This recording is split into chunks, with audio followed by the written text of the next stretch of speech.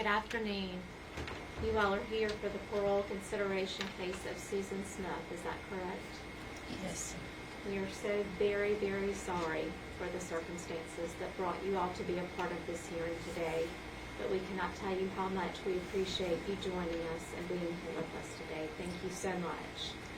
Before we begin, I do need each of you to please state your name for the record and your interest in this case. Sir, can we begin with you, please? Stand up. You don't have to stand up. You do whatever's comfortable for you. I'm David Smith. I'm the father of Michael and Alex. Thank you, Mr. Smith. I'm Tiffany Smith. I am David Smith's wife. I'm Rebecca Smith French. I'm the aunt of Michael and Alex. I'm Savannah Smith, and I am David's daughter, Michael and Alex's sister. Austin Hughes. I'm a friend of the victim family. I'm Tommy Vogt. I was the solicitor in the original trial. I'm Kevin Brackett. I'm the 16th Circuit Solicitor currently and was a prosecutor on the original case. Laura Hudson with the Crime Victims Council. Mark Reynolds, I'm with the victim's family. Billy Bailey, personal friend. Kathy Bailey, personal friend. Jeff Bailey, Sheriff, Union County. Scott Cooper, Sheriff's Office, Union County. Michael Cogdill, documentarian. Rita Swan, aunt to Michael and Alex. Doug Smith, Dave's uncle. Thank you all, and again, we are so very, very sorry for the circumstances, but thank you for being here with us today. We do have the facts of the offense, and we've heard from Ms. Smith. Now we want to hear from you all, whether you were for or against parole, and if anyone would like to make a statement, you are certainly welcome to do so. Mr. Smith, would you like to begin, or would you like to conclude at the end? It's completely up to you. Conclude at the end, please. Okay. Who would like to speak first? I'll speak first, please, ma'am. Thank you. Yes, sir. So I'm Tommy Pope. I was the 16th Circuit Solicitor, and this was a death penalty case. And the reason it was a death penalty case, you know, the solicitor has that discretion, but the reason it was a death penalty case, you know the facts and circumstances, and I just felt strongly that had the black man with the toboggan committed the crime, people would expect a death penalty. If David Smith had committed the crime, people would expected the death penalty. And I thought it was very important that the portrayal that Susan Smith showed, that she be treated the same. We knew it was going to be difficult. We knew there was a likelihood of not achieving the death penalty. But I think it's important to note the jury at the time actually asked, what did life mean? And you may be aware, but in that time, life did not mean life. Life became life in '96. We tried the case in '95. So the jury was asked, and the judge was required to instruct the jury that you take life and death in its plain and usual meaning. Carrying that forward, the jury showed her mercy. The jury gave her a life sentence. But one of the jurors, or more of the jurors, after the fact, and speaking to the media, said that they believed the life sentence was the greater punishment because they believed that Susan should have to reflect on what she did to Michael and Alex, that she should have to spend the rest of her life thinking about what she'd done. The two fallacies in that logic that the jury could not have known are, number one, obviously we're here today, so life did not mean life. Number two, and you have it before you, Susan's conduct from the day she rolled the kids in the lake. The defense claimed a botched suicide, but she was able to save herself. She was able to blame a black guy. She wasn't wet. She wasn't injured when she runs to the house and concocts this story. Susan has always focused on Susan. I will believe to the end of my time that Susan made a horrible, horrible choice to choose a man over her family. I said the boys were in the car, her wedding gown was in the car, her wedding album was in the car. She thought in a nice package she could roll that away. If she could have put David in the car, he would have been there too. In a nice package, she could roll that away and start this new life with this other man. And she led everyone on, including David, for 9 horrible days. And so as you look at her conduct in prison, whether it was a relationship with guards, the social media, the attention, the conduct recently with the publisher, Susan, you know, she's got people outside, I'm sure you've heard from them, that want to take care of her.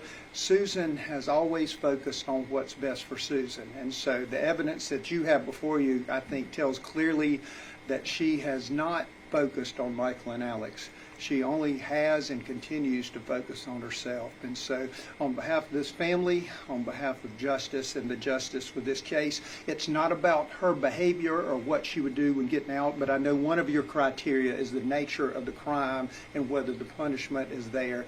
And I would submit for the crime she committed, the actions she committed, that punishment has not been achieved yet. And so I would ask you to deny parole. Now, thank you for your time. Thank you, Solicitor Cody. Appreciate it. Would anyone else like to speak? Yes, Yes, sir. Madam Chairman, Chair Lady, and members of the board, thank you so much for giving me the opportunity to speak here today. I was on the prosecution team that handled the prosecution along with Solicitor Pope and Speaker Pope now, who you just heard from. I wanted to bring to you a couple of vignettes from the case to help bring this alive for you. In the course of preparing for today, I've gone back over the case. I've reviewed the file. I've pulled some of the evidence out, which is in a closet just off my office. Evidence like the note that was written to Susan Smith by her boyfriend, the man she was cheating on her husband with, who told her in the note that he could not be with her anymore because he didn't want children, and that they had no long-term future because he didn't want children. And then 1 week later, she's rolling her car down the ramp at John D. Long Lake with her 2 children strapped into the back. She betrayed her husband when she cheated on him, and she betrayed her children against the laws of nature when she should have been sworn to protect those children. She betrayed them when she left them in the seat and rolled that car down, and she was not trying to commit suicide. She was trying to change her life. She wanted to kill her old life and start anew. She was wearing a sweatshirt that the man who she was cheating with had given to her when she was on TV 2 hours later after claiming that a black man in a toboggan had carjacked her and spirited her 2 children away. How many black men in red Mazdas got pulled over across the country because they were looking for those 2 kids and they were looking for this fictitious man that didn't exist, purely a figment of her imagination? I was on the banks of John D. Long Lake, standing there with about 40 or 45 people, 50 people, as the tow truck from Greer's Wrecker launched its line into the water where divers hooked it up to the car and pulled it out. Total silence as that car emerged from the dark water. Everybody sitting there hoping and praying that maybe it was a different car. Maybe it was a wrong car. Maybe the kids weren't in there. Not a word was said. It was one of the most haunting memories of my life, and it will live with me forever. And that's the last point I want to make. You're going to hear from this man, and he's going to tell you what this did to him. I can't begin to describe it. I sat in court and listened to him testify, and it was heart-wrenching as he described that his hopes and dreams for the future were destroyed that night when she killed their 2 children. This didn't just traumatize him. It traumatized Union. It traumatized South Carolina. The entire country was in the grips of her lie and her treachery. The entire country. This was a global sensation. People were fixated on this.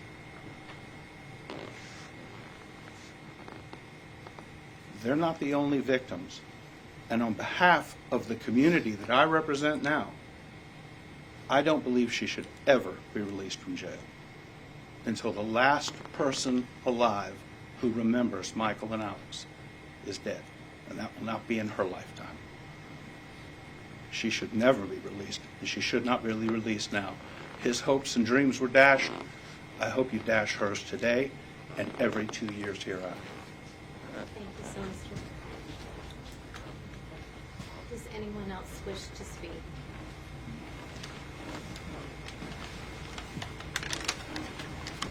Okay.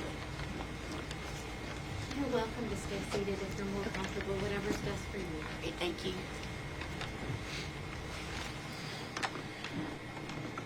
read what I wrote. Okay, it's easier, if you don't mind. When Susan murdered Michael and Alex, she altered the course of my life and my family's life forever. Having grown up with 3 older brothers, Susan was like the sister I never had. I was a teenage mom of just 16, so I looked up to her and even admired her. I thought she was the best mother to the boys, and I strived to be just like her. I would even leave my own daughter with her while I attended night school. Susan betrayed us and took the lives of those boys and then lied about it. For days, when she did this, she destroyed a trust in me that I've never regained. And as a result, I do not develop close relationships with others easily, in particular females. Anxiety and depression have plagued my life for years. I push it away during spring and summer as best possible, but it always creeps back up around Alex's birthday when it rolls around in August, because I know Michael's won't be far behind in October, and then the anniversary of their death on the 25th. Because in my mind, I always refer to this period of time as the sad months. Throughout my career, the majority of any time missed at work is around Michael and Alex's birthdays and the anniversary of their death. I stay in bed and sleep to deal with the depression. It's just easier this way, or at least it seems to be. Something as simple as taking up a new hobby turned into a nightmare for me last year. My boyfriend and I decided to take scuba diving lessons. I geared up with all the equipment, face mask on, oxygen tank on my back, stepped off the side of the pool into 15 feet of water and immediately sank to the bottom from all the weight I was carrying. Normally you'd remember to breathe and begin to ascend as I had studied for all the weeks leading up to that point, but nothing prepared me for dropping into a body of water and the feeling of being weighted down, unable to breathe, and seeing Michael and Alex's face. I immediately panicked, ripping off my face mask, sucking in water, and not being able to come to the surface from all the weight I was carrying. I was drowning, and I knew in that moment that was the closest I'd ever come to knowing what my nephews had endured and how horrific and scared their last moments had to have been. Something as simple as taking up a new hobby was yet one more thing Susan was taken from me. In over 25 years, I have found myself finding comfort going to the cemetery where the boys are buried, beside our older brother. I go there often and I will tidy up their graves, where people have left trinkets or gifts, and I talk to them. I go there when I'm happy. I go there when I'm upset. Rainy days, sunny days, cold days and hot days, it doesn't matter. It brings me peace just being there. But as a result, I'm not able to bring myself to move away from Union County, because now I don't want to leave them. We have missed Michael and Alex's kindergarten graduations, numerous birthdays, birthday parties, summer vacations, Easters, along with annual Easter egg hunts at Meemaw's, Thanksgivings, Christmases, football, soccer, baseball games, proms, high school graduations, possible marriages, and births of their own children. We don't know, because they never had a chance. They never had a chance to live a life of their own. Susan took that from them. She took that from us all. And now she wants a chance to be free after only serving 30 years. No. Life should mean life. So I'm respectfully asking you to please deny her request for parole. Thank you. Thank you, ma'am.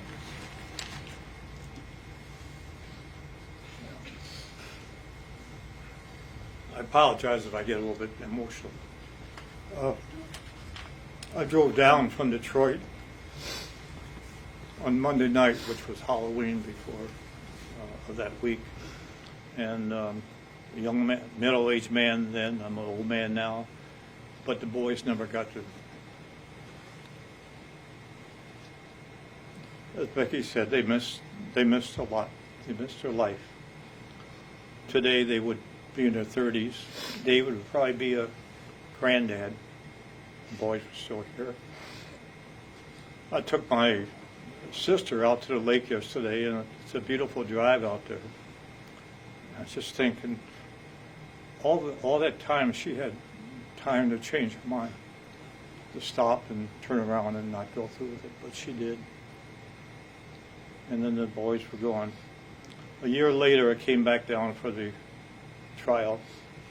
Tommy Pope did a good job. They proved that she was guilty. During the sentencing trial, they came back and recommended life. Tommy had argued for the death penalty. The family was for death penalty. They come back and recommended life. But we said, well, we'll live with it. You know, she'll have to live with it every day for the rest of her life. So we were satisfied with life, but we do not want a parole. We were against any parole for her. And then two other items going back 30 years. The Friday morning after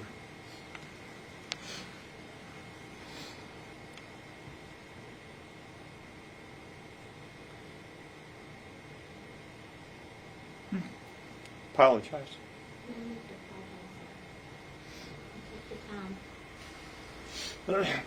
But the Friday morning after, David, his dad, my brother's wife, and I, the four of us, were sitting at Holcomb Funeral Home in Union and discussing the funeral arrangements. David asked to see the boys, and Mr. Holcomb had a funny look on his face, and he said, "Mr. Smith, could I see you?"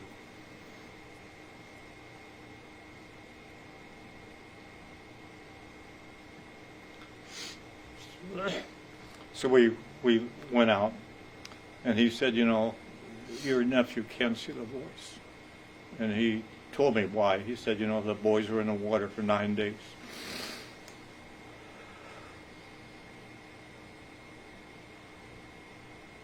So I went back and told David, I said, "You know, it's better that you don't see the boys."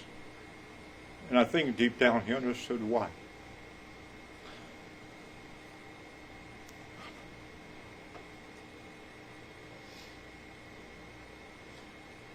The next day, Saturday, three of us, David, his dad, and I, went out to the Bougainville United Methodist Church Cemetery and to look where the boys are going to be buried. And David's brother, Danny, who had died 3 years earlier, was buried there. David wanted his boys buried next to his brother, their uncle. But the way the cemetery is laid out, there was no room for the boys to be put next to Danny.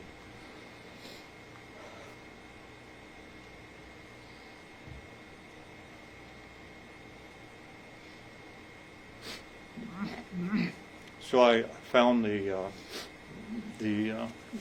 cemetery custodian and asked him if it were possible to move Danny. And he said, "Well, yes, if that's what the family wants, we can move Danny."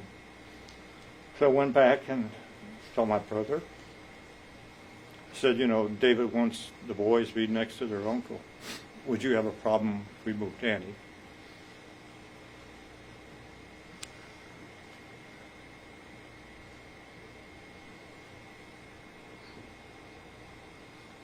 And he said no. So if you go out to the cemetery, you'll find that Danny and the boys are side by side.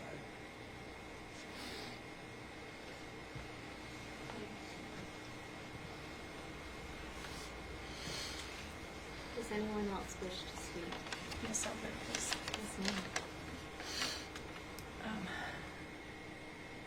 So as David's wife, I have stood by him for the last 30 years and watched his pain, his suffering, his dark days that you cannot imagine.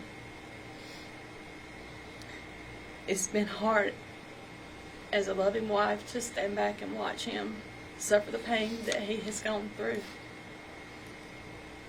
To not want to get out of bed some days. To not be able to get out of bed.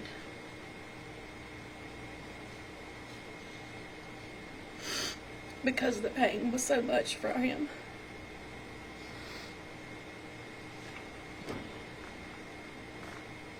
30 years, we have thought this day would never come.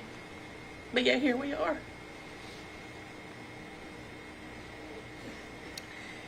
I don't feel that it's time for her to be let out because she took 2 lives.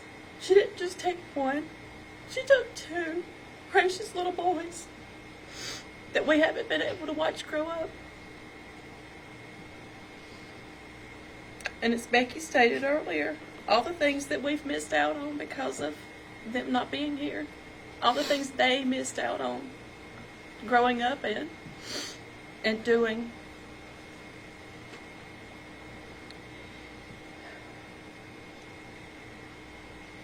And for her to be in prison for the last 30 years, you would think that she would have thought about what she's done. She would have said, I'm sorry. But she hasn't said, I'm sorry. She hasn't even called him. She hasn't even told him she was sorry. Much less the world. For 9 days, all I can think about is how much she lied and manipulated everybody. The whole world. I watched it and believed her myself. I wanted her to be telling the truth. But to be betrayed by her lies, and that just makes me feel like if she could do that then, whatever she's told you today, I'm sure were probably lies as well. Because she has shown in her last 30 years what she does in prison. She's all about herself. It's all about what she can do to make her life better.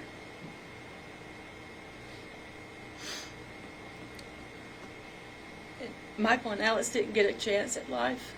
They were forced the death penalty. She took that from them.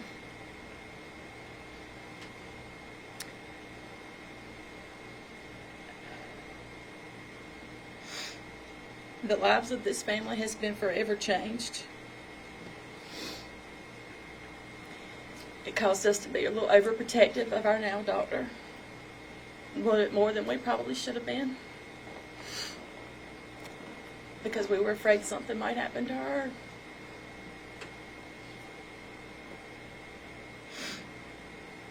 It's changed the way we look at life. It's changed the way that we look at everybody. Who can I trust? For a long time, I didn't trust a lot of people. I had to be careful, around certain people. I didn't know if I could trust them or not. All because of her lies.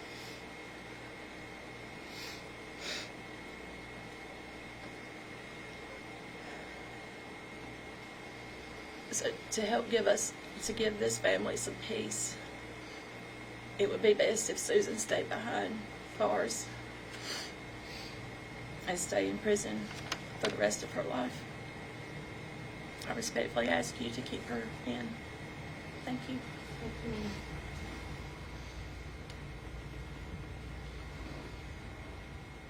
Does anyone else wish to speak for Mr. Smith?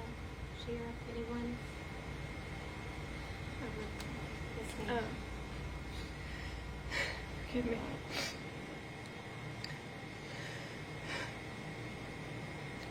Most of what I have to say is going to be pretty redundant. But primarily I would just like to focus on, since I came after the fact, what I had stolen from me was 2 older brothers, the good and the bad of having older siblings. And I now try to use my life as a way to live for them. And growing up,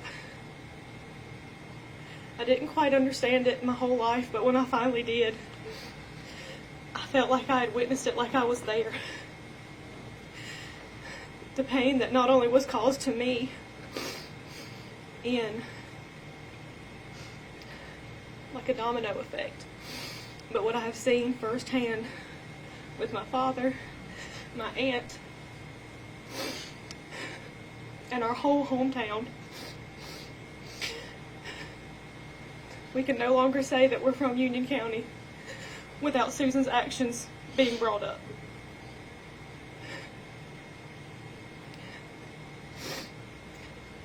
And just for the sake of all of us and our whole community, I ask that you deny her request.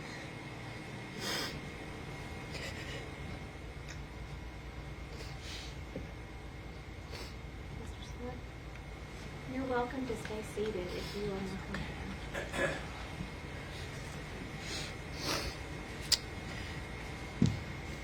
Madam Chairman, members of the committee.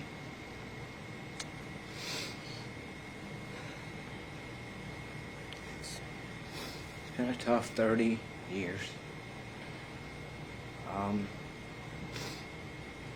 I'm not here to speak about what she's done in prison. You all have the records and accounts of all that. I'm just here to advocate on Michael and Alex's behalf and as their father.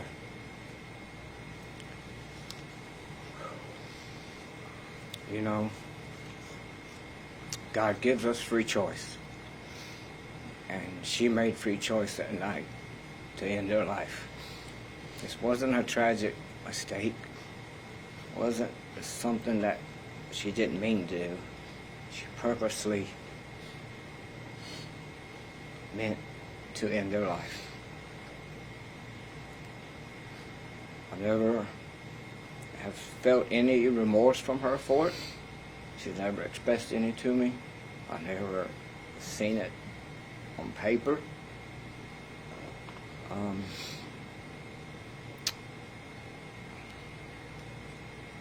No, you've heard, she changed my life for the rest of my life that night.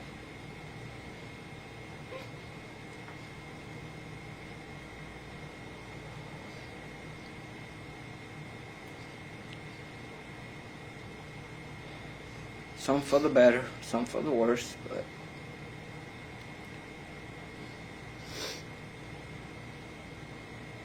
what she did, not only to Michael and Alex,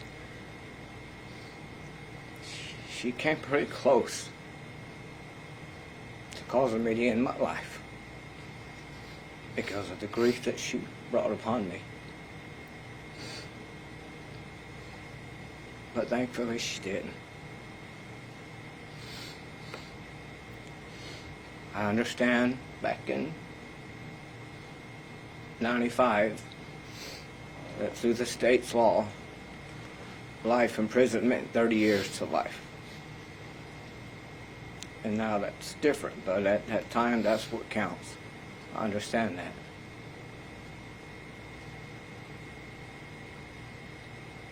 But ultimately, to me, that's only 15 years per child. Her own children. It's just not enough.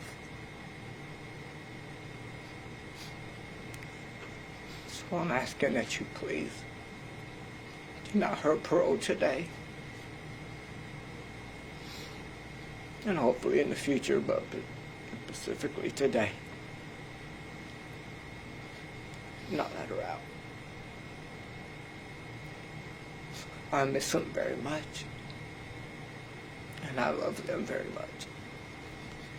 And I will be here every 2 years going forward to ensure that your death doesn't go in vain. Thank you. Thank you so much, Mr. Smith.